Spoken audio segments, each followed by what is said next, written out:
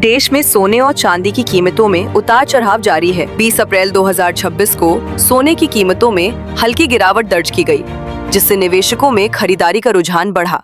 विशेषज्ञों का कहना है कि वैश्विक आर्थिक अनिश्चितताओं के कारण आगे भी कीमतों में अस्थिरता बनी रह सकती है।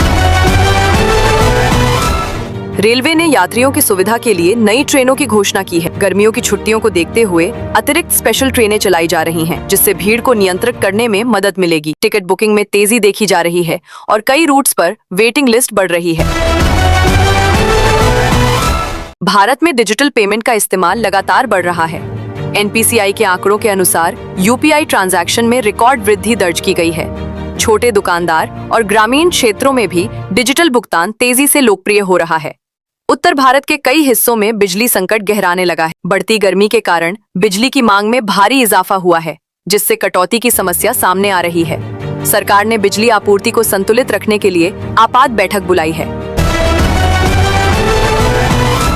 स्वास्थ्य मंत्रालय ने गर्मी को देखते हुए एडवाइजरी जारी की है।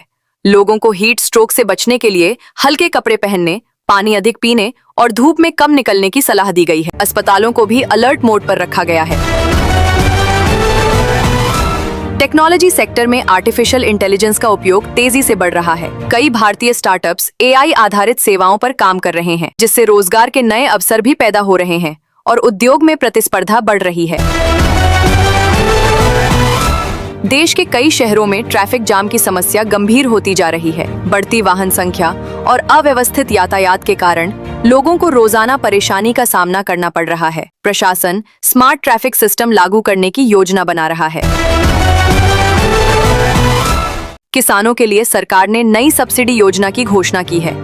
इस योजना के तहत उन्नत बीज और आधुनिक उपकरणों पर छूट दी जाएगी, जिससे कृषि उत्पादन बढ़ाने और किसानों की आय में सुधार करने का लक्ष्य रखा गया है।